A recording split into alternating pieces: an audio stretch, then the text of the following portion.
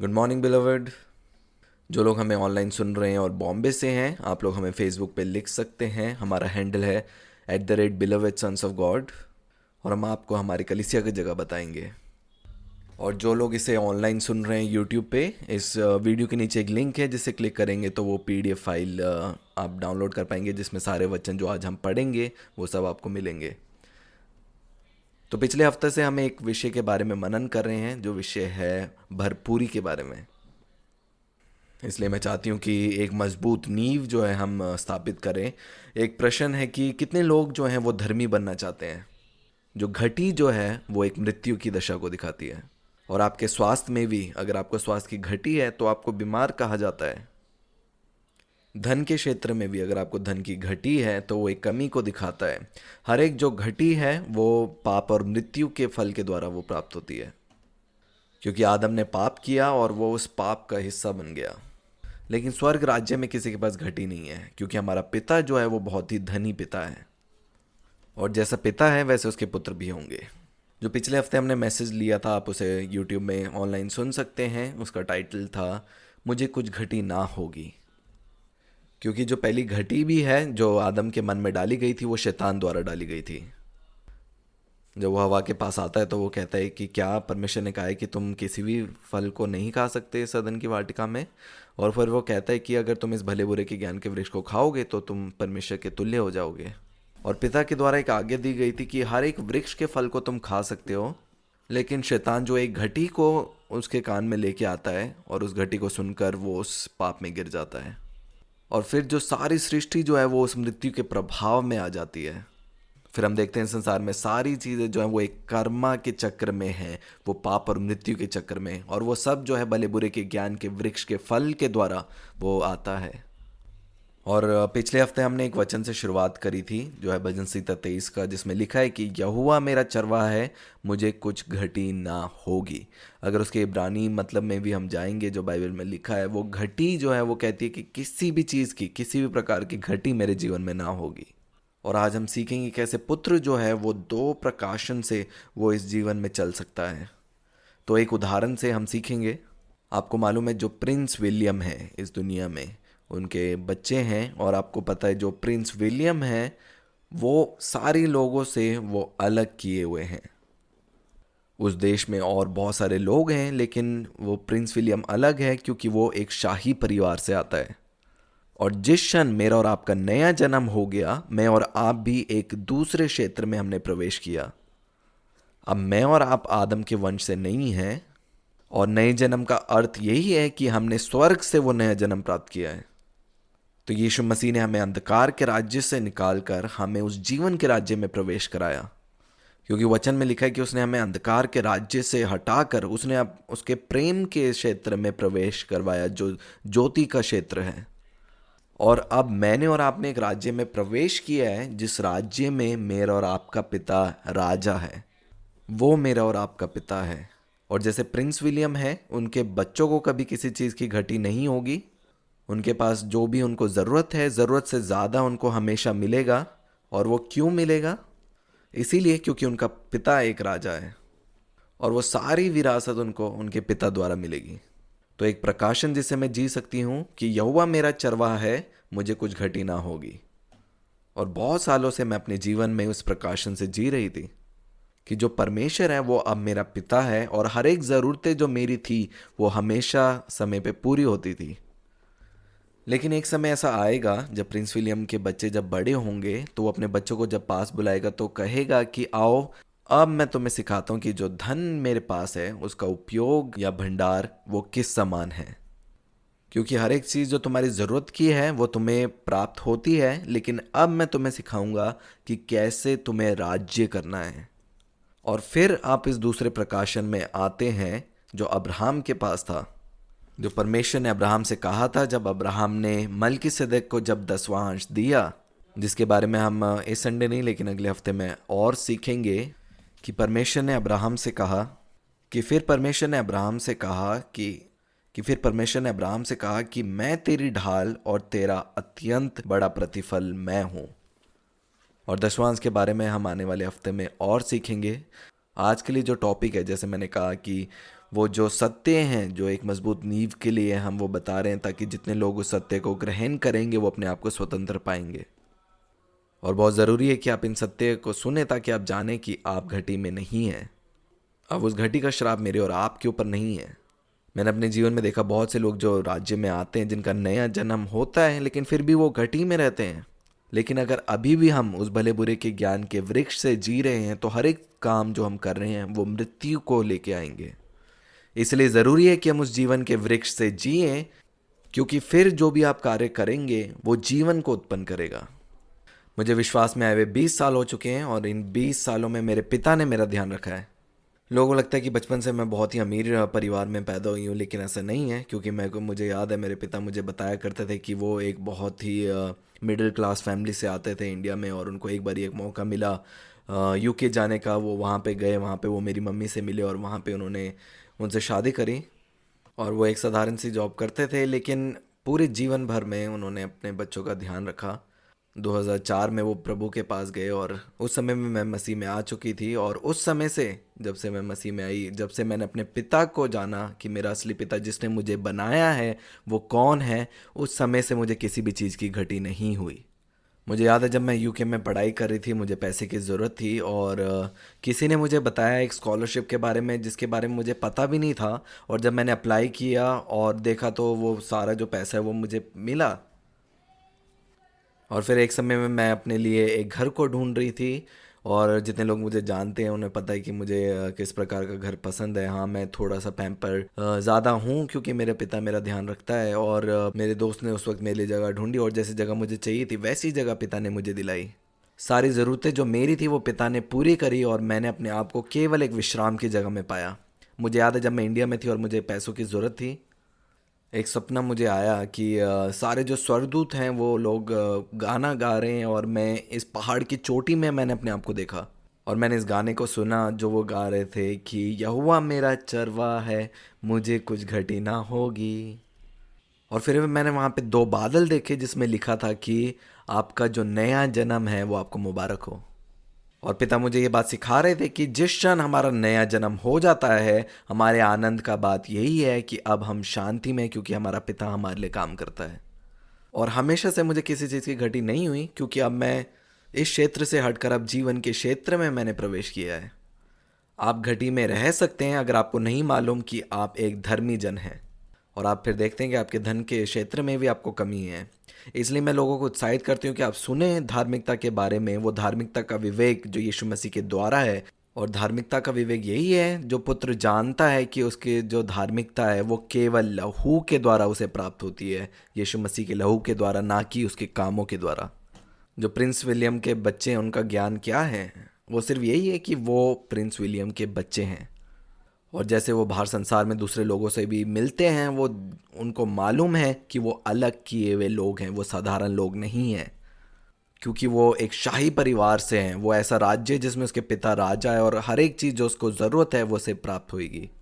और एक दिन आएगा जब वो बड़ा हो जाएगा बच्चा, तो वो जो इतना जो जायदाद उसके पिता की है, वो जो धन है, उस सभी बातों में उसका बेटा भी अपने पिता के साथ राज्य करेगा। और यही दशवांश को भी हमारे जीवन में सिखाता है, क्योंकि एक समय था जब हम छोटे थे, परमेश्वर के द्वारा वो हर एक चीज़ें हमारे लिए उपलब्ध होती थी। लेकिन अब वो बच्चा उस स्थान में आ चुका है जब वो सारी जो विरासत है अपने पिता की वो हासिल करे। और यही एक प्रकाशन है जो पिता मुझे पिछले 1 महीने से जो है वो सिखा रहा है कि प्रिय, तुम अभी तक इस स्थान में थे कि यहोवा मेरा चरवाहा, मुझे कुछ घटी ना होगी। अब तुम्हें इस प्रकाशन में लेके आ रहा हूँ जिसमें तुम देखोगे कि सब कुछ जो मेरा है वो तुम्हारा है। अब इस प्रकाशन के साथ भी चल सकते हैं जो कहता है यहोवा मेरा चरवाहा है, मुझे कुछ घटी ना होगी। और आप देखेंगे कि हर एक क्षेत्र में प्रभु है जो आपको वो चीज़ें उपलब्ध कराएगा। अभी मैं अपना घर लेने के लिए प्लान कर रही हूँ, और हो सकता है कि मुझे लोन भी लेने की ज़रूरत ना पड़े। और ये इसी प्रकाशन से है कि यहोवा मेरा चरवाहा है और मुझे कुछ किसी भी चीज़ की घटी ना होगी। और मेरा आराम इसी बात से है कि मेरी धार्मिकता जो केवल लहू के द्वारा मुझे प्राप्त होती है। तुम्हें उसका कोई अंदाज़ा नहीं है जब मैं कहता हूँ कि मेरे जो धन संपत्ति है तुम्हारे लिए। इसलिए जो ये शिक्षाएं हैं वो एक परिपुक्त पुत्र के लिए हैं। इसलिए मैं वो एक मजबूत नींव जो है मैं आज बनाना चाहती हूँ इन सत्यों के द्वारा, कि आपके जीवन में आप देखेंगे कि आपको किसी भी चीज़ की घटी नहीं होगी जब आप इस सत्य में कि यहोवा मेरा चरवाहा है। और फिर जो पवित्र आत्मा आपको जो है वो अलग क्षेत्र में आपको लेके जाएगा, जिसमें आप कहेंगे कि परमेश्वर पिता मेरी ढाल और मेरा बड़ा प्रतिफल है। आगे हम पढ़ेंगे गलातियों की पत्री, उसका 3 अध्याय उसके 10 वचन से। इसलिए जितने लोग व्यवस्था के कामों पर भरोसा रखते हैं वे सब शाप के अधीन हैं, क्योंकि लिखा है, जो कोई व्यवस्था की पुस्तक में लिखी हुई सब बातों के करने में स्थिर नहीं रहता वह शापित है। पर यह बात प्रकट है कि व्यवस्था के द्वारा परमेश्वर के यहाँ कोई धर्मी नहीं ठहरता, क्योंकि धर्मी जन विश्वास से जीवित रहेगा। पर व्यवस्था का विश्वास से कोई संबंध नहीं, क्योंकि जो उनको मानेगा वे उनके कारण जीवित रहेगा। 13 वचन, मसीह ने जो हमारे लिए शापित बना हमें मोल लेकर व्यवस्था के शाप से छुड़ाया, क्योंकि लिखा है, जो कोई काठ पर लटकाया जाता है वह शापित है। ये इसलिए हुआ कि अब्राहम की आशीष मसीह यीशु में अन्य जातियों तक पहुंचे, और हम विश्वास के द्वारा उस आत्मा को प्राप्त करके जिसकी प्रतिज्ञा हुई है। और इस बात के बारे में पिछले हफ्ते बात करी कि जिस क्षण आदम ने पाप किया, एक श्राप जो है इस पूरी सृष्टि में आ गया, और फिर आदम को श्राप मिला कि तू फिर अपने माथे के पसीने की रोटी खाया करेगा। इसलिए अगर आज आप इस स्थान में हैं जहाँ पे आप सोच रहे हैं कि मैं इतना संघर्ष करता हूँ, इतनी मेहनत करता हूँ, फिर भी मुझे इतना थोड़ा प्राप्त होता है, तो ये वो श्राप है जो आदम को दिया गया था कि तू अपने पसीने की मेहनत से तू अपनी रोटी खाने पाएगा। लेकिन अब जब मसीह ने हमें उस क्षेत्र से छुड़ा लिया है, क्योंकि वचन में लिखा है कि यीशु मसीह ने हमें उस व्यवस्था से, पुरानी व्यवस्था से छुड़ा लिया, यीशु मसीह ने क्रूस पे उन सब श्रापों को ले लिया ताकि अब मैं और आप उस श्राप में ना जिए। कुछ और श्रापों के बारे में हम पढ़ेंगे व्यवस्था विवरण से। यहाँ पे लिखा है कि तू खेत में बीज तो बहुत सा ले जाएगा, परंतु उपज थोड़ी ही बटोरेगा। मतलब हम मेहनत बहुत करेंगे लेकिन उसका जो फल है वो बहुत थोड़ा मिलेगा। और आगे लिखा है, क्योंकि टिड्डियाँ उसे खा जाएंगी, कोई और जन जो है वो उसे खा जाएगा। तू दाख की बारियां लगाकर उनमें काम तो करेगा, परंतु उनकी दाख का मधु पीने ना पाएगा। आगे पढ़ेंगे, तेरे सारे देश में जैतून के वृक्ष तो होंगे, परंतु उनका तेल तू अपने शरीर में लगाने ना पाएगा, क्योंकि वह झड़ जाएंगे। तेरे बेटे बेटियां तो उत्पन्न होंगे, परंतु तेरे रहेंगे नहीं। जो परदेशी तेरे मध्य में रहेंगे वह तुझसे बढ़ता जाएगा, और तू आप घटता चला जाएगा। ये सब जो हमने पढ़ा, ये पुराने नियम में श्राप थे जो मनुष्य जात में आए कि तू किसी को उद्धार ना दे पाएगा। लेकिन पुत्र के लिए हमें कहा गया कि हम देने वाले आत्मा हैं, और परमेश्वर हमें स्थान में देखना चाहता है, क्योंकि यीशु मसीह क्रूस पे गए, वो इन सब श्रापों को हमसे छुड़ाने के लिए वो उस क्रूस पे गए, वो स्वयं श्राप बन गए, ताकि मैं और आप अब उस श्रापों से आज़ाद हो जाएं। तो अब जब अनुग्रह में जब हम उसकी संतान हैं, तो हम इन सब श्रापों से मुक्त हैं। अगर आज आप कोई काम कर रहे हैं तो उसका जो फल है वो अवश्य आपको मिलेगा। आपका फल जो है वो दूसरा कोई जन चुरा नहीं पाएगा। और जिस क्षण आपका नया जन्म हो जाता है, जब आप राज्य में प्रवेश कर जाते हैं, आप इस प्रकाशन के साथ जिए कि यहोवा मेरा चरवाहा है, मुझे कुछ घटी ना होगी। और आपको क्यों घटी नहीं होगी? क्योंकि आप मसीह में पिता की धार्मिकता हैं, क्योंकि अब मैं उसकी लहू की संतान हूँ, और वो एक स्थान है मेरे लिए जहाँ पे केवल आराम और शांति है। और आप देखेंगे जितना आप उस स्थान में बने रहेंगे, सब कुछ जो है वो आपको पिता की ओर से प्राप्त होता रहेगा। आगे पढ़ेंगे 4 अध्याय में। मैं ही कहता हूँ कि वारिस जब तक बालिक है, यद्यपि सब वस्तुओं का स्वामी है, तो भी उसमें और दास में कोई भेद नहीं, परंतु पिता के ठहराए हुए समय तक संरक्षकों और प्रबंधकों के वश में रहता है। वैसे ही हम भी जब बालक थे तो संसार की आदि शिक्षा के वश में होकर दास बने हुए थे, परंतु जब समय पूरा हुआ, परमेश्वर ने अपने पुत्र को भेजा जो स्त्री से जन्मा और व्यवस्था के अधीन उत्पन्न हुआ, ताकि व्यवस्था के अधीनों को मोल लेकर छुड़ा ले, और हमको लेपालक होने का पद मिला। और तुम जो पुत्र हो, इसलिए परमेश्वर ने अपने पुत्र के आत्मा को, जो हे अब्बा हे पिता कहकर पुकारता है, हमारे हृदयों में भेजा है। इसलिए तू अब दास नहीं परंतु पुत्र है, और जब पुत्र हुआ तो परमेश्वर के द्वारा वारिस भी हुआ। यहाँ पे लिखा है कि जब पुत्र हुआ तो परमेश्वर के द्वारा वारिस भी हुआ। तो हम कैसे जो है वो विरासत प्राप्त करते हैं? अगर आपके पास अभी भी एक दास्तव का मन है, और कई बार मेरे पास लोग आते हैं, वो कहते हैं, प्रिया हाँ मुझे मालूम है, मैं पुत्र हूँ, और ये सिर्फ अंगीकार करने के लिए नहीं है। क्या सचमुच आप अपने आप को एक पुत्र के रूप में देखते हैं? यहाँ पे हमारे चर्च में एक बेटी है कायरा, और इसको पूरा जो ज्ञान है वो यही है कि ये जो है मेरे माता पिता हैं, और उसकी जो पहचान है वो नहीं भूलती कि वो कहाँ से और वो किसकी है। और यही एक सरलता है पुत्रत्व की, कि आपको पता है कि अब आपका अस्तित्व जो है वो बदल चुका है, क्योंकि अब आप आदम से नहीं हैं, आपका नया जन्म स्वर्ग से हो चुका है। उस बेशकीमती लहू के द्वारा आपका नया जन्म हुआ है, और अब मैं परमेश्वर की लहू की संतान हूँ, और सब चीज़ें आपको प्राप्त होंगी एक धार्मिकता के विवेक और मन जब आपके अंदर उत्पन्न होगा। ये वाला कौन सा क्षेत्र है? ये दोषी ठहराने वाला एक क्षेत्र है।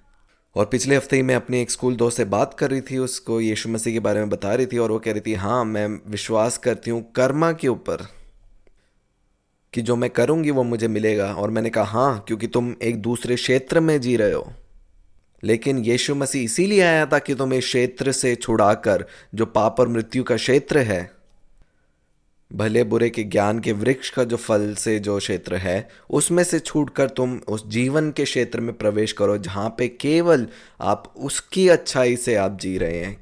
अगर एक छोटे से बच्चे से अगर आप कर्मा के बारे में बात करेंगे तो वो बोलेंगे ये कौन सी बात है, मुझे नहीं पता है, मुझे नहीं समझ आ रही, मुझे बस इतना पता है कि मैं अपने घर जा रहा हूँ और वहाँ पे मुझे जो चाहिए खाने के लिए वो मुझे प्राप्त होता है। वो इसीलिए क्योंकि मैं लहू की संतान हूँ और मेरा पिता जो है मुझसे बहुत प्रेम करता है। और यही सरलता है इस सच्चाई की, पुत्रत्व की सच्चाई की, क्योंकि जब मैं राज्य में आई मुझे बस इतना मालूम था कि मैं उसकी लहू की संतान हूँ और मैं उसकी प्रिय पुत्र हूँ। और क्योंकि मेरा पिता मुझसे प्यार करता है, उसने मेरे लिए पहले से ही सब कुछ चीज़ें जो है ठहराई हुई हैं। और मुझे विश्वास में 20 साल हो चुके हैं और अभी तक मैं जी हूँ बिना किसी घटी के। और मुझे याद है एक बार जब मैं घर आई थी अपनी मम्मी के पास, और मुझे याद है मैं बोला करती थी कि अगर मैं इंडिया आ रही हूँ तो मुझे कैफ़े चाहिए यहाँ पे, क्योंकि उस समय में कोई कैफ़े नहीं होते थे इंडिया में। और जिस समय मैं इंडिया वापस आई 2005 में, तो वहाँ पे अचानक से जो कैफ़े, जो बरिस्ता है, उनकी शुरुआत होनी शुरू हो गई। और मैंने देखा पिता मेरे लिए सारी चीज़ें जो आगे जाके तैयार करता है।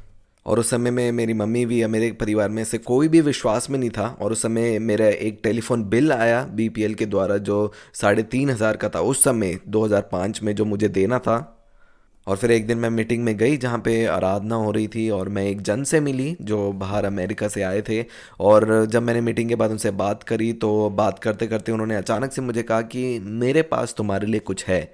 जब मैं अपने देश से यहाँ पे आ रहा था तो 3 महिलाओं ने मुझे एक एनवलप दिया और उन्होंने कहा था कि आपको बॉम्बे में एक लड़की मिलेगी, आप उन्हें ये एनवलप देना। और जब मैंने एनवलप खोल के देखा तो उसमें उतने ही पैसे थे जितने पैसों की मुझे ज़रूरत थी। और परमेश्वर ने मुझे वो ज़रूरत को प्राप्त करवाया। और ये नहीं कि परमेश्वर ने प्राप्त किया, लेकिन उसका जो तरीका है वो बहुत अद्भुत है।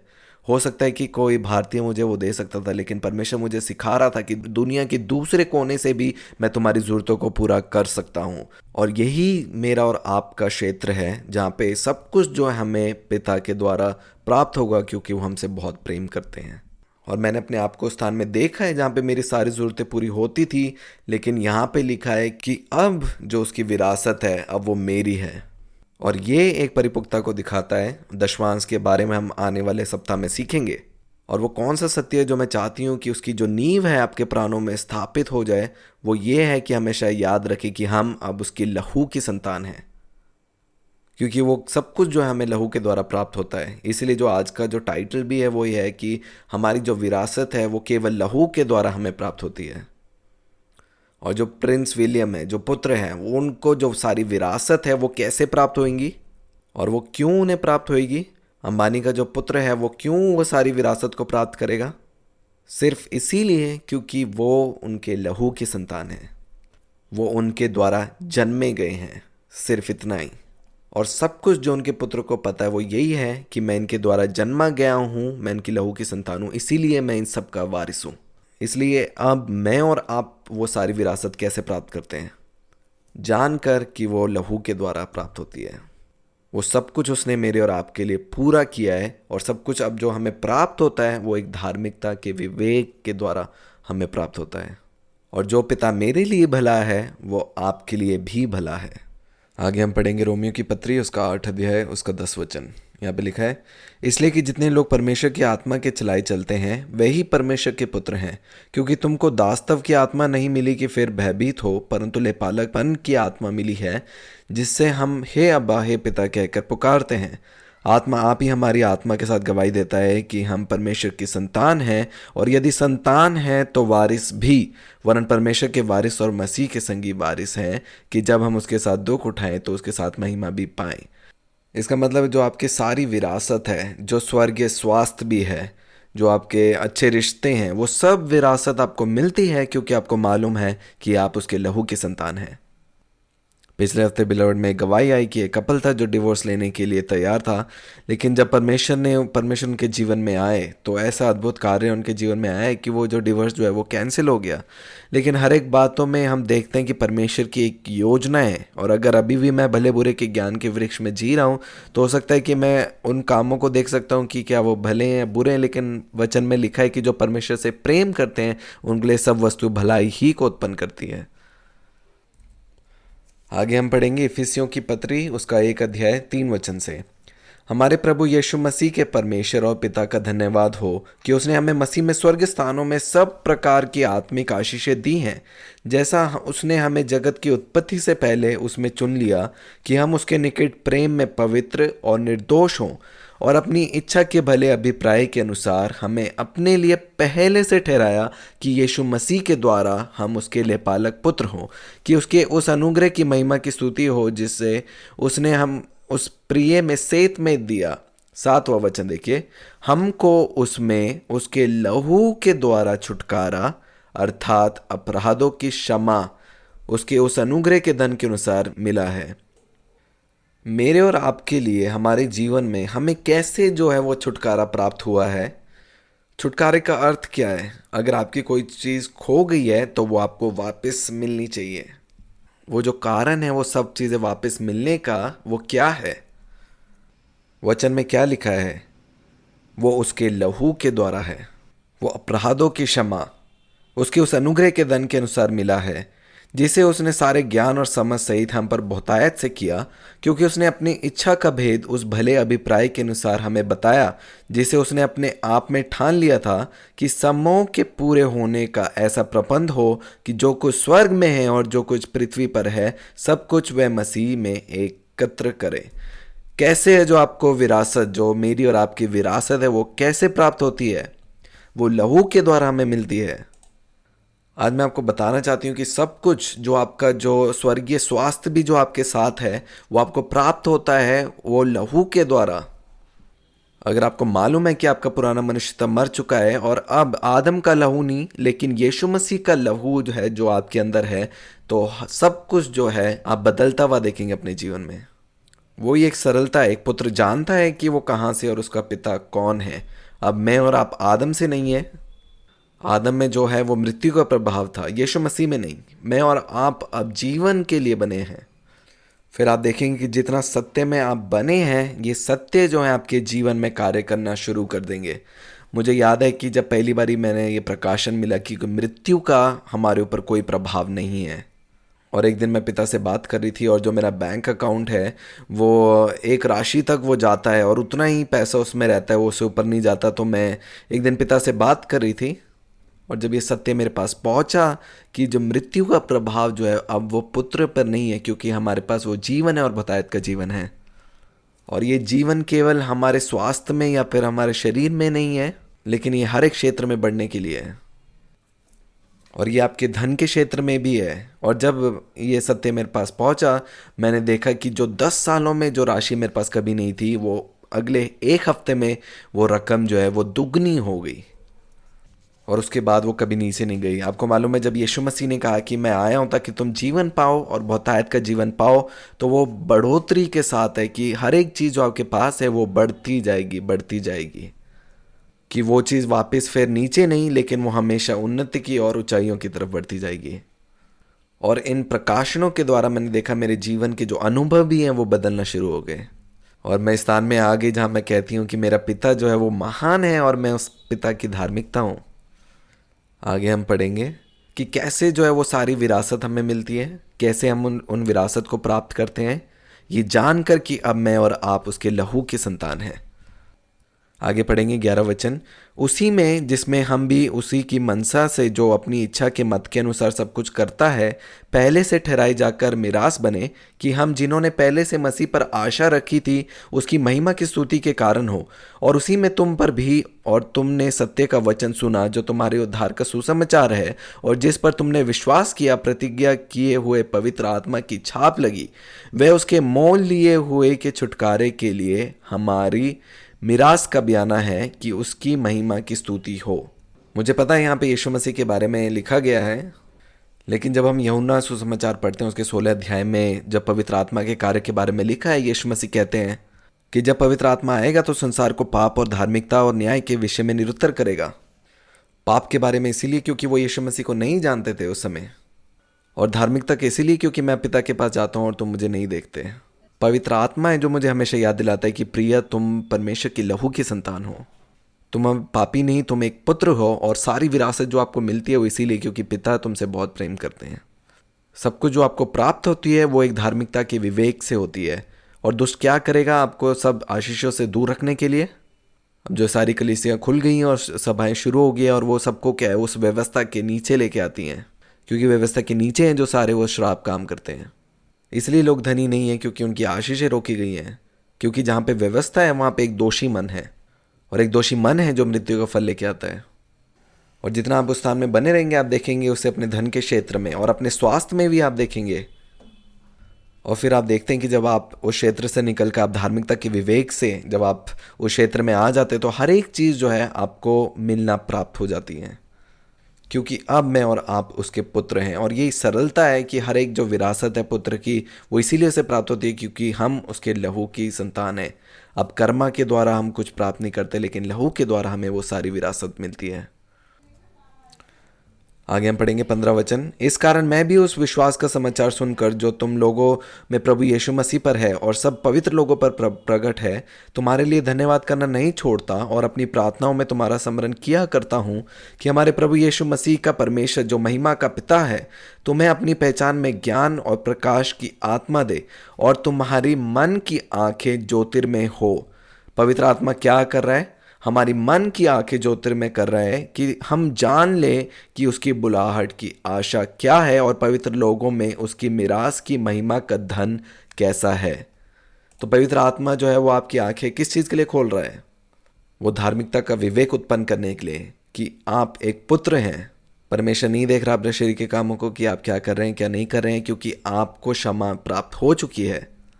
हर एक घटी और कमी और गरीबी जो है वो पाप के द्वारा आई है, और जब यीशु मसीह अब क्रूस पे चले गया और वो सब पापों को लेकर वो क्रूस पे चढ़ गए, तो अब मैं और आप क्यों ना धनी होंगे, हमें वो विरासत क्यों ना प्राप्त होगी। लेकिन अगर आप भी प्रभुता करना चाहते हैं और उन उमड़ती हुई आशीष को देखना चाहते हैं तो वो जो विषय वो हम अगले इतवार में हम देखेंगे। लेकिन इस क्षेत्र में भी आप देखेंगे कि पिता जो है वो आपकी ज़रूरतों को पूरा करता है। मैंने अपने जीवन में भी देखा कि शुरुआती दिनों में मेरे पास प्रकाशन नहीं था वो दशवांश का। मैं देने में विश्वास करती थी और मैं देती थी, लेकिन दशवांश के बारे में मुझे नहीं पता था। और जब तक कोई बात मेरे जीवन में वो जीवित नहीं है या सत्य नहीं है तो मैं आप लोगों को प्रचार नहीं कर सकती। और फिर पिता ने मेरे से बातचीत की कि ये प्रकाशन मैंने आपको दिया कि यहोवा मेरा चरवाहा, मुझे कुछ घटी ना होगी। वो प्रकाशन मैंने आपको दिया था क्योंकि उस समय आप एक बालक के समान थे। क्योंकि जब एक बालक होता है तो माता पिता उससे सब कुछ देते हैं, और वो जो उनकी सारी ज़रूरतें हैं वो उनके पिता के द्वारा वो पूरी की जाती हैं। लेकिन एक समय आता है कि जब वो बड़े हो जाते हैं, जब वो परिपुक्त हो जाते हैं और आप चाहते हैं कि जो आपका सब कुछ है वो संभाले, वो भंडारीपन आपको सिखाना शुरू कर देते हैं। और पिता के पास जितनी भी विरासत है, उसके बहुत सारे बच्चे हैं, लेकिन वो अपनी विरासत या अपना धन उनको देती है जो उसके धन को संभालना जानते हैं। मैं आपको बताना चाहती हूँ कि बिना दशवांश के भी जो है आप अपने मसीह जीवन को जी सकते हैं, जहाँ पे आप देखेंगे आपकी सारी ज़रूरतें जो है वो पूरी की जाएंगी। लेकिन अगर आप अपने जीवन में चाहते हैं वो बढ़ोतरी को, जिसमें आप सोचें कि मैं इस धन का अब क्या करूँ, कि मैं ये किसे दूँ, उस स्थान के बारे में मैं बात कर रही हूँ। वो हम अगले हफ्ते सीखेंगे। अभी पढ़ेंगे मत्ती का सुसमाचार उसका 6 अध्याय। तो 2 प्रकाशन के बारे में बात कर रहे हैं। मैं ये साइड मिटा देती हूँ कि अब हम इस क्षेत्र में नहीं हैं, अब हम पापी नहीं, लेकिन अब हम पुत्र हैं। अब हम श्राप के नीचे नहीं है, कर्मा के नीचे नहीं है, हमारे पाप जो हैं वो क्षमा किए गए हैं, सब कुछ जो हमें प्राप्त होता है वो एक धार्मिकता के विवेक से होता है, और जितना आप मैसेजेस आप बिलवड में सुनते जाएंगे, आप देखना आप धर्मी बनते जाएंगे। और क्या है सुनने में, आप जब परमेश्वर का वचन सुनते हैं आप उसके साथ सहमति करते हैं। अब परमेश्वर की उपस्थिति से मेरे साथ नहीं, लेकिन वो उपस्थिति अब मुझ में वास करती है। अब वो उपस्थिति आपके अंदर भी है जो लोग विश्वास करते हैं। एक उदाहरण को देखेंगे, ये एक दाखलता है और ये डाली है। ये दाखलता है जहाँ पे आपकी सारी आत्मिक पहचान है जो पिता आपके विषय में कहता है, और ये जो है वो आपका प्राण है जिसमें सारे जो झूठ के बीज जो बोए गए हैं। और जितना आप वचन को सुनते हैं आप उस सत्य को ग्रहण करते हैं, और वो जो जीवन जो है फिर वो बहना शुरू हो जाता है। और हो सकता है कि आप बीमार हो, आप चंगाई पाना शुरू कर देते हैं। अगर आपके पास नौकरी नहीं है, आपको नौकरी मिल जाती है। इसलिए लिखा है कि अगर मेरा वचन तुम में बना हुआ है, जैसे दाखलता है, जब तक डालियां दाखलता से नहीं जुड़ी तो वो खुद ब खुद फल उत्पन्न नहीं कर सकती। इसलिए वचन कहता है जब मैं तुम में बना हूँ और तुम मुझ में बने, तो जो कुछ तुम मेरे नाम से मांगते हो वो तुम्हें मिलता है। इसका मतलब वो सर्वदा मुझ में है। गलातियों 2 अध्याय उसका 20 वचन, जिस क्षण आप मसीह में आए उस क्षण आप मर चुके हैं। अगर आप विश्वास करना चाहते हैं कि पुराना मनुष्य तो जीवित है, तो आप उस झूठ पे विश्वास करते रहिए, लेकिन उससे आप सिर्फ अपने आप को धोखा दे रहे होंगे।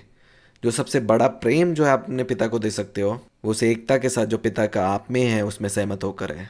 अगर वचन कहता है कि मेरा पुराना मनुष्य जो है वो क्रूस पे चढ़ाया गया है, अब मैं नहीं मसीह मुझ में जीवित है, तो उस वचन पे विश्वास करना शुरू कीजिए। और जब आप इन वचन में विश्वास करेंगे आप देखेंगे कि मसीह है जो आपके अंदर फिर जीवित है। और एक बहन थे जो हमारी कलीसिया में थे, जब उन्होंने वचन सुनना शुरू किया, सिर्फ वचन सुनने के द्वारा जब वो सहमत हुए तो वो जीवन जो है वो दाखलता से वो जीवन अपने अपने जो स्वास्थ्य में उन्होंने देखना शुरू किया, और वो सारी बीमारी जो है उनको छोड़कर चली गई। और तभी मैं लोगों को उत्साहित करता हूँ कि जो परमेश्वर का वचन है, जो बिलवर्ड में मैसेजेस हैं, आपको सुनते रहें बार बार बार बार, जब तक वो जो जीवन है वो उस आत्मिक क्षेत्र से आपके इस शरीर में बहना शुरू हो जाए। आप पहले इंतज़ार करते कि कोई आपके ऊपर हाथ रखे, आपकी चंगाई के लिए प्रार्थना करे, लेकिन अब एक उन्नति आपके पास है। आप विश्वास करें आपके अंदर कौन है। फिर पवित्र आत्मा आपको इस सत्य में लेके आता है कि मैं बीमार नहीं पड़ सकता। फिर आपके पास प्रकाशन आता है कि वो स्वर्ग स्वास्थ्य मुझ में है, बीमारी आपके स्वभाव में ही नहीं है। और उसी तरह आपके धन के क्षेत्र में फिर आप देखेंगे सारी ज़रूरतें पिता द्वारा पूरी की जा रही हैं। इसलिए जब हम स्वर्ग राज्य में प्रवेश करते तो पिता है जो हमें सिखाता है, जो पवित्र आत्मा जो हमें दिया गया है वो हमारा सहायक है। तो धन के क्षेत्र में भी जब पिता हमें देता है, जब वो थोड़े में देखता है कि हम विश्वास योग्य हैं, तो हमें बहुतायत से आशीष देता है। वचन में पढ़ते हैं जो वो 10 तोड़ों का दृष्टांत है कि जब एक को वो 10 तोड़े मिलते हैं तो वो डर के मारे वो छुपा देता है और उसको बढ़ोतरी में नहीं लेके आता, लेकिन जब दूसरे जाते हैं तो उस तोड़ों को वो बढ़ोतरी के साथ वो वापस लेके आते हैं। और यही जो है 10वां अंश है, वो आपको बढ़ोतरी को आपके जीवन में लेके आता है। आगे पढ़ेंगे मत्ती का सुसमाचार उसका 6 अध्याय। मनुष्य 2 स्वामियों की सेवा नहीं कर सकता। 24 वचन, कोई मनुष्य 2 स्वामियों की सेवा नहीं कर सकता, क्योंकि वह एक से बैर और दूसरे से प्रेम रखेगा, या एक से मिला रहेगा और दूसरे को तुच्छ जानेगा। तुम परमेश्वर और धन दोनों की सेवा नहीं कर सकते। अगर आप अपने आसपास देखेंगे जो कर्म का क्षेत्र है, हर एक इंसान जो सुबह उठता है वो तैयार होता है और वो बाहर जाता है काम करने के लिए। आप किसकी सेवा कर रहे हैं? पैसे की। लेकिन स्वर्ग राज्य में हम पैसे की सेवा नहीं करते, लेकिन पैसा है जो हमारी सेवा करता है। इसलिए कई बार हमारे जीवन में जब हम धन को हम पहला स्थान देते हैं, हमें जानना है कि हम धन की सेवा करने के लिए नहीं बने। इसलिए वचन में लिखा है कि जो मनुष्य जो है वो 2 स्वामियों की सेवा नहीं कर सकता। इसलिए मैं चाहती हूँ कि अब अगले हफ्ते का जो मैसेज है वो ना आप मिस करें, क्योंकि उससे मैंने बहुत आशीष पाई है। और आगे जब हम आगे आयत में पढ़ेंगे, वचनों में पढ़ेंगे, हम देखेंगे कि ये सेवा करने के बाद जो आगे 25 वचन में आयत लिखी है वो सब लिखी गई है चिंता ना करने के विषय में। तो हम कैसे जो है हम धन की सेवा करते हैं? चिंता कर कर। हम पढ़ेंगे 25 वचन से, इसलिए मैं तुमसे सच कहता हूं कि अपने प्राण के लिए ये चिंता ना करना कि हम क्या खाएंगे और क्या पिएंगे, और ना अपने शरीर के लिए कि हम क्या पहनेंगे। क्या प्राण भोजन से और शरीर वस्त्र से बढ़कर नहीं? आकाश के पक्षियों को देखो, वे ना बोते हैं, ना काटते और ना खेतों में बटोरते हैं, फिर भी तुम्हारा स्वर्गीय पिता उनको खिलाता है। क्या तुम उनसे अधिक मूल्य नहीं रखते? तुम में कौन है जो चिंता करके अपनी आयु में एक घड़ी भी बढ़ा सकता है? और वस्त्र के लिए क्यों चिंता करते हो? जंगली सोसनों पर ध्यान करो कि वह कैसे बढ़ते हैं। वे ना तो परिश्रम करते ना कहते हैं, तो भी मैं तुमसे कहता हूँ कि सुलेमान भी और सारे वैभव में उनमें से किसी के समान वस्त्र पहने हुए ना था।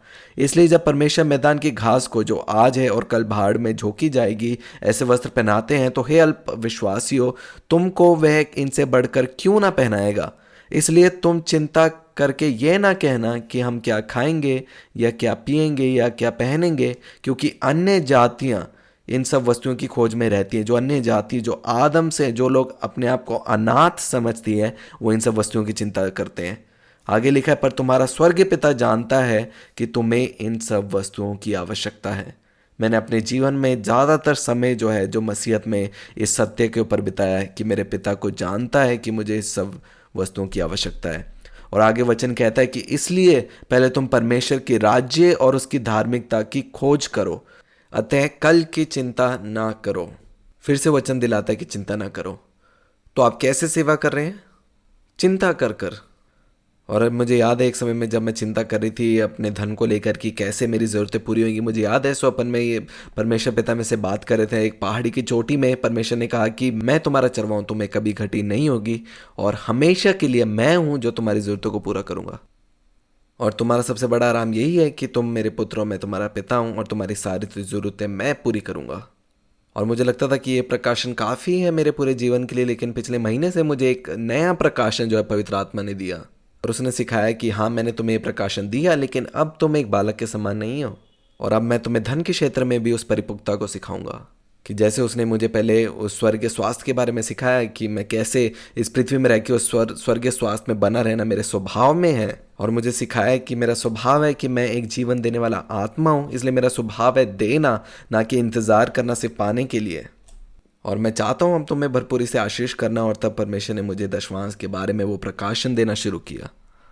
अब हम इस स्थान में हैं जिसमें हमें पता है कि पिता जो है वो हमारी सब जरूरतों को पूरा करता है। और वचन कहता है कि पहले उसके राज्य की खोज करो। हम पहले से उसके राज्य में हमने नया जन्म पा लिया है, उसमें प्रवेश कर चुके हैं। और उसकी धार्मिकता की खोज करो तो सब वस्तुएं तुम्हें मिल जाएंगी। वो जो धार्मिकता है कि हम लहू के द्वारा धर्मी ठहरे हैं, अगर हम इस सत्य में बने हैं तो वो सारी चीज़ें आपको मिलती जाएंगी।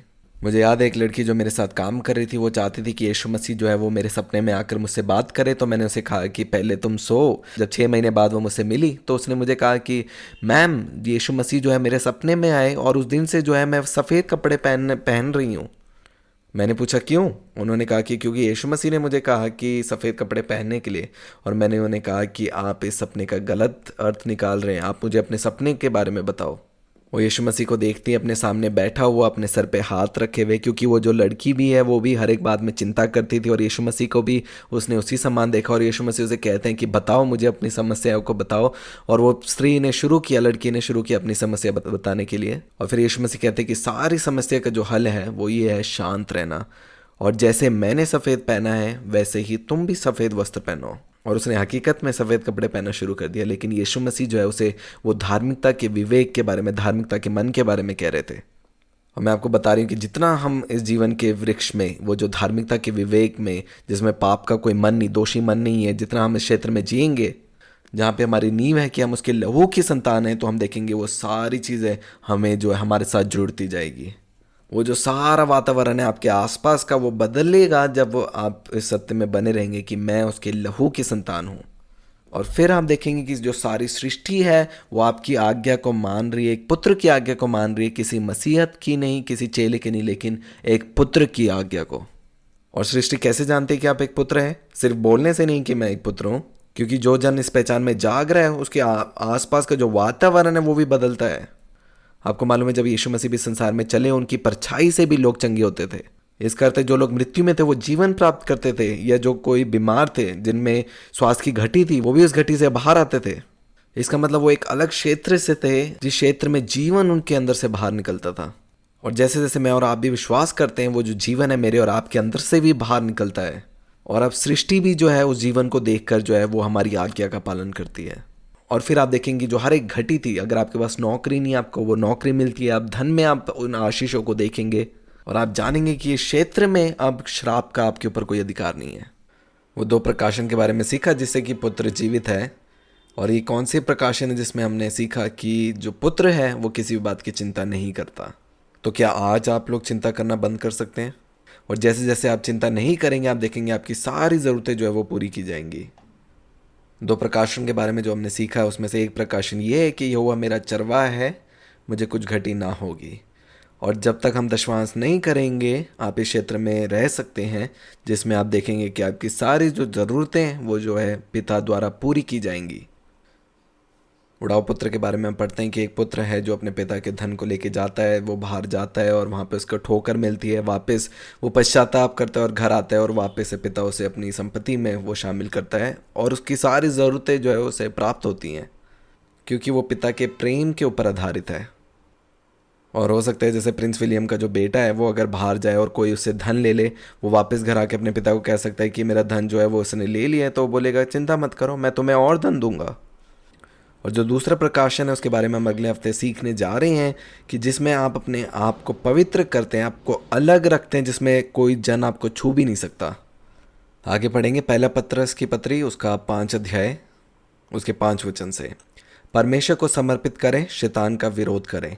इसी प्रकार हे नवयुवकों, तुम भी प्राचीनों के अधीन रहो, वरन तुम सब के सब एक दूसरे की सेवा के लिए दीनता से कमर बांधे रहो, क्योंकि परमेश्वर अभिमानियों का विरोध करता है परंतु दीनों पर अनुग्रह करता है। दीन कैसे बने हम? 6 वचन। इसलिए परमेश्वर के बलवंत हाथ के नीचे दीनता से रहो, जिससे वह तुम्हें उचित समय पर बढ़ाए। अपनी सारी चिंता उसी पर डाल दो, क्योंकि उसको तुम्हारा ध्यान है। अब यहाँ पे वचन कहता है कि हम दीन बन सकते हैं जब हम चिंता नहीं करते। आगे लिखा है कि सचेत हो और जागते रहो, क्योंकि तुम्हारा विरोधी शैतान गरजने वाले सिंह के समान इस खोज में रहता है कि किसको फाड़ खाए। विश्वास में दृढ़ होकर और ये जानकर उसका सामना करो। यहाँ पे वचन हमें क्या याद दिला रहा है? यही कि चिंता मत करो, किसी भी बात की चिंता ना करो। हम चिंता नहीं करते क्योंकि हमारा एक परमेश्वर पिता है। मैं निश्चय के साथ कह सकती हूँ कि इन 20 सालों में परमेश्वर ने मुझे मांगने से ज़्यादा दिया है, और इन सालों में देखा है कि हमेशा उन्नति की और बढ़ोतरी की ओर मेरा पिता लेके गया है, क्योंकि मेरा विश्वास था कि मेरा परमेश्वर पिता मुझसे बहुत प्रेम करते हैं, और इसीलिए कि मेरा पिता है, मुझे चिंता करने की कोई ज़रूरत नहीं है। आगे पढ़ेंगे यूहन्ना का सुसमाचार 10 अध्याय, उसका 10 वचन। चोर किसी और काम के लिए नहीं, परंतु केवल चोरी करने और घात करने और नष्ट करने को आता है। मैं इसलिए आया कि वे जीवन पाए और बहुतायत से जीवन पाए। किसी को घटी होना का उल्टा क्या है? उसका उल्टा अर्थ क्या है? किसी को किसी भी प्रकार की घटी ना होना, वो परिपूर्णता।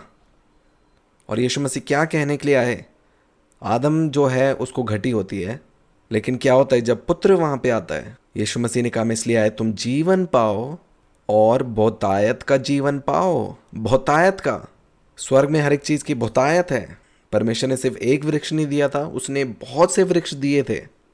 बहुतायत, उस शब्द का जो बहुत से अर्थ जो हमने पिछले हफ्ता के मैसेज में लिए थे, उनमें से एक जो उसका अर्थ ये था कि हमारी अपेक्षा से भी कहीं ज़्यादा, हमारे मांगने से ज़्यादा, हमारे ज़रूरत से ज़्यादा।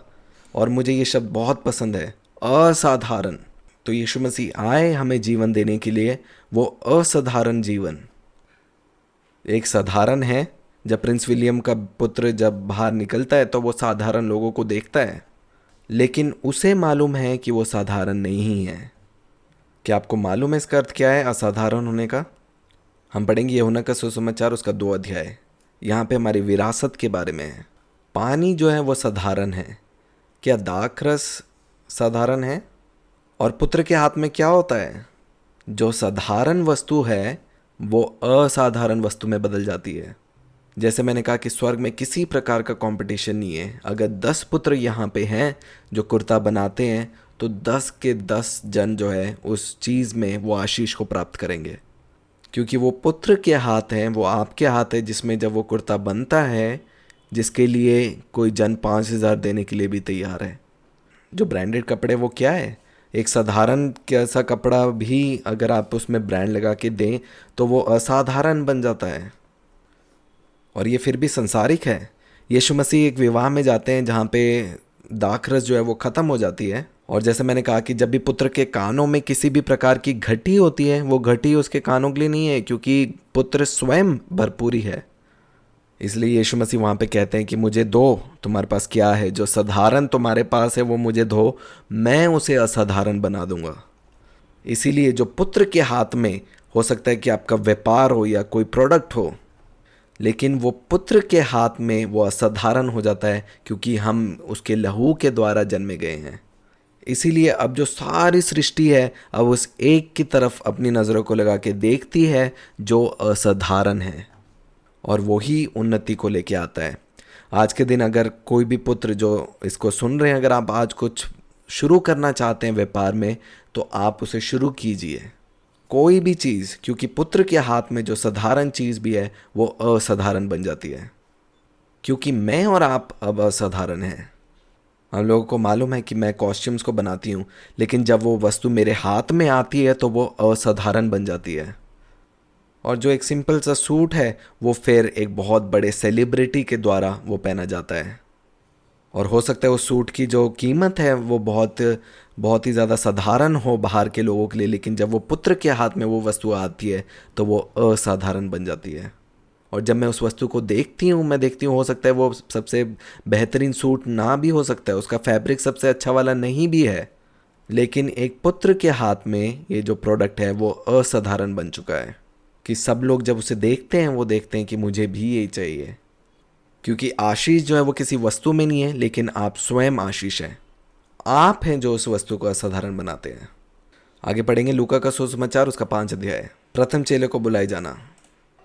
यहाँ पे यीशु मसीह पहली बार पतरस की नाव में जाते हैं। हम पढ़ेंगे पहले वचन से। जब भीड़ परमेश्वर का वचन सुनने के लिए उस पर गिरी पड़ती थी और वह गन्नेसेत्र की झील के किनारे पर खड़ा था, तो ऐसा हुआ कि उसने झील के किनारे 2 नाव लगी हुई देखी और मछुए उन पर से उतरकर जाले धो रहे थे। उन नाव में से एक पार जो शमौन की थी चढ़कर उसने उससे विनती की कि किनारे से थोड़ा हटा ले चले। तब वह बैठकर लोगों को नाव पर से उपदेश देने लगा। जब वह बातें कर चुका तो शमौन से कहा, गहरे में ले चल और मछलियां पकड़ने के लिए अपने जाल डालो। शमौन ने उसको उत्तर दिया, हे स्वामी, हमने सारी रात मेहनत की और कुछ ना पकड़ा, तो भी तेरे कहने से जाल डालूंगा। जब उन्होंने ऐसा किया तो बहुत मछलियां घेर लाए और उनके जाल फटने लगे। इस पर उन्होंने अपने साथियों को जो दूसरे नाव पर थे सकेत किया कि आकर हमारी सहायता करो, और उन्होंने आकर दोनों नाव यहाँ तक भर ली कि वे डूबने लगी। यह देखकर शमौन पतरस यीशु के पांव पर गिरा और कहा, हे प्रभु, मेरे पास से जा, क्योंकि मैं पापी मनुष्य हूँ। क्योंकि इतनी मछलियों के पकड़े जाने से उसे और उसके साथियों को बहुत अचंभा हुआ। और वैसे ही जब्दी के पुत्र याकूब और यूहन्ना को भी, जो शमौन के सहभागी थे, अचंभा हुआ। तब यीशु ने शमौन से कहा, मत डर, अब से तू मनुष्य को जीवता पकड़ करेगा। यहाँ पे वचन कहता है कि पतरस कहता है कि हमने पूरी रात जो है वो कोशिश करी है, लेकिन जो समय है जब वो पुत्र के हाथों में आता है तो वो असाधारण हो जाता है। और उसी थोड़े समय में जब यीशु मसीह पतरस के नाव पे थे, उन्होंने इतनी मछलियाँ पकड़ ली जो शायद वो 3 हफ्ते 4 हफ्तों में भी उतनी मछलियाँ नहीं पकड़ पाते। क्योंकि वचन में लिखे कि वहाँ पे 2 नाव थी और दोनों नाव इतनी भर गई थी कि वे डूबने में थी। और लिखा है कि जब लोगों ने उतने वो गिनती को देखा मछलियों की, तब वो जान गए कि जो व्यक्ति है वो कौन है। जब लोग आपको देखेंगे वो लोग जान जाएंगे कि आप कहाँ से हैं, क्योंकि आप स्वयं असाधारण हैं। और जब लोग देखेंगे आपके जीवन में आपकी उन्नति को, कि शायद लोगों को बहुत संघर्ष हुआ यहाँ तक पहुँचने में, जो आप बहुत कम समय में आ गए हैं, तो वो जानेंगे कि आप कहाँ से हैं। और हो सकता है कि अभी तक आपके इंस्टाग्राम में सिर्फ 2000 फॉलोअर हो, लेकिन कोई आपके बारे में ट्वीट करता है और 1 घंटे में ही आपके 1 मिलियन फॉलोअर आ गए हों। जो समय भी है वो पुत्र के हाथ में असामान्य हो जाता है। और पतरस ने क्या किया था? उसने सिर्फ अपनी नाव को यीशु मसीह को दिया था। और जब उस थोड़े में जो पतरस ने दिया था, यीशु मसीह ने उसे बहुतायत से आशीष दी। जब पतरस ने उसे देखा तो उसने कहा कि मुझे ये सब कुछ नहीं चाहिए, अब मुझे स्वयं आशीष देने वाला मिल चुका है। और आपको मालूम है, हर एक बीज जो आप बिलवर्ड में बोते हैं वो और फल को उत्पन्न करेगा। समय जो है मेरे और आपके हाथों में, पुत्र के हाथों में, वो बढ़ता जाएगा।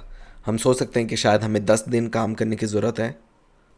नहीं, आप 10 दिन जो है वो आप सेवकाई में दे सकते हैं, और 1 दिन आप काम करें और वो उस 10 दिन के समान होगा जैसे संसार 10 दिन काम करता है। समय जो है वो पुत्र के हाथ में असामान्य है। सब कुछ जो पुत्र का है वो असामान्य है, क्योंकि आपका जो अस्तित्व है वो असामान्य है। आगे पढ़ेंगे रोमियो की पत्री, उसका 6 अध्याय। मैं इन वचनों को पढ़ रही हूँ क्योंकि इन वचनों के द्वारा जो मैंने अपने जीवन में बदलाव को, उस परिवर्तन को देखा।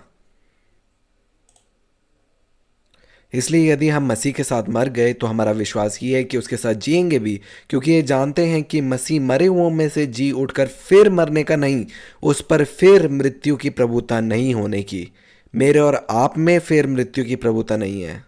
और अब जैसे यीशु मसीह आए और उन्होंने अपनी पहचान में बोला, ये नहीं कि कुछ घटी नहीं, लेकिन उन्होंने कहा कि मैं बहुतायत हूँ, वो बहुतायत का जीवन देने के लिए आया हूँ। अब मेरी और आपकी पहचान भी उसी समान है, मैं स्वयं भरपूरी हूँ।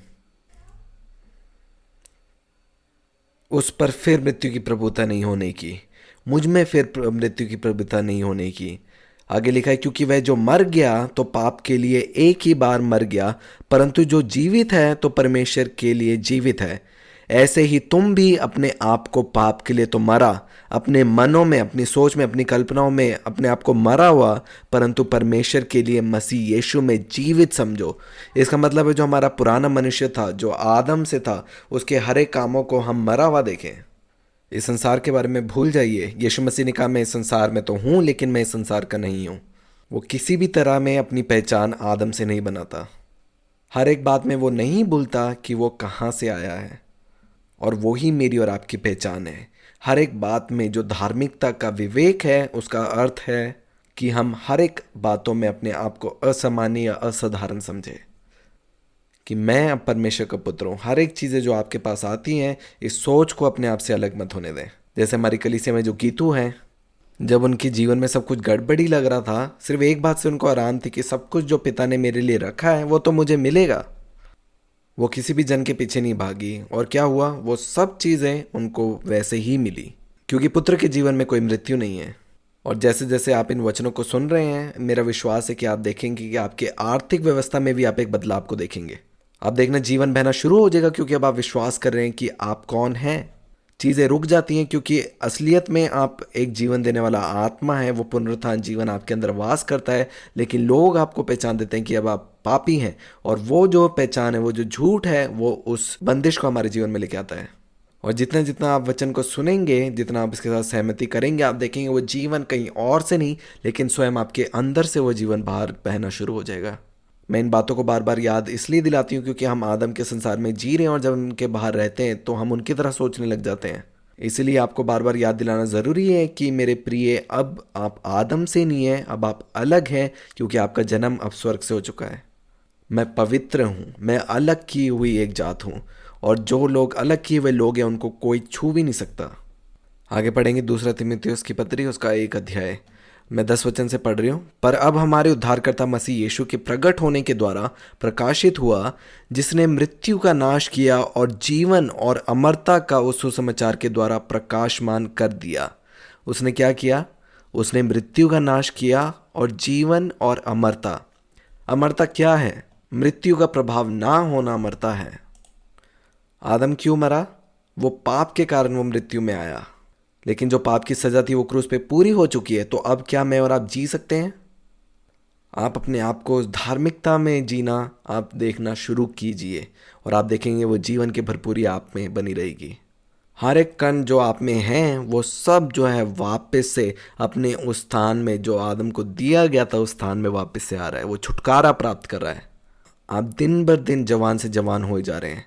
इन सत्यों को आप ऐसे जाने मत दें, इन सत्यों को पकड़ लें, क्योंकि ये आप हैं। मैं सच में विश्वास करती हूँ कि हम जो हैं बूढ़े नहीं होंगे, क्योंकि ये हमारे स्वभाव में है। मैं इस सत्य पे विश्वास करती हूँ। आगे पढ़ेंगे इब्रानियों की पत्री, उसका 2 अध्याय। इसलिए जबकि लड़के मांस और लहू के भागी हैं, तो वह आप भी उनके समान उनका सहभागी हो गया, ताकि मृत्यु के द्वारा उसे जिसे मृत्यु पर शक्ति मिली थी, अर्थात शैतान को निकम्मा कर दे, और जितने मृत्यु के भय में, कौन कौन लोग? हम सब लोग जितने मृत्यु के भय के मारे जीवन भर दास्तव में फंसे थे, उन्हें छुड़ा ले। अगर आपके जीवन के क्षेत्र में किसी भी प्रकार का भय है, हो सकता है कि किसी क्लाइंट को खोना, या बिजनेस से कोई भय है, या आपके प्रियजन को खोने का कोई भय है, सब कुछ उस मृत्यु के प्रभाव से है। ले और वचन कहता है कि मैंने उन्हें छुड़ा लिया है। जितने लोग मृत्यु के उस भय के दास्तव में थे, जो फंसे थे, छुड़ा लिया है। और वो जो दास्तव था, वो मृत्यु का दास्तव था, और मृत्यु में मैं दास के समान था। लेकिन जब मुझे पता है कि मृत्यु मेरे पैरों के नीचे है, फिर मैं दोबारा दास्तव में नहीं हूँ।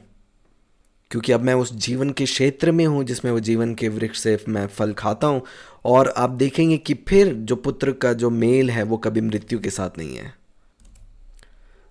आगे पढ़ेंगे फिलिप्पियों की पत्री 4:19। मेरा परमेश्वर भी अपने उस धन के अनुसार जो महिमा सहित मसीह यीशु मसीह में है तुम्हारी हर एक घटी को पूरी करेगा।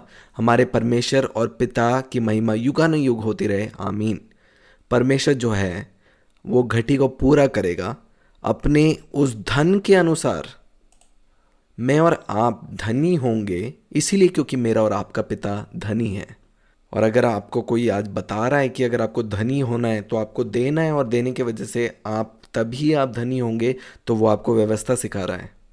जो पहला प्रकाशन जिसके बारे में आज हमने सीखा, जो नींव यही है कि यहोवा मेरा चरवाहा है इसीलिए मुझे कुछ घटी ना होगी और मेरी सब ज़रूरतें उसके द्वारा पूरी की जाएंगी।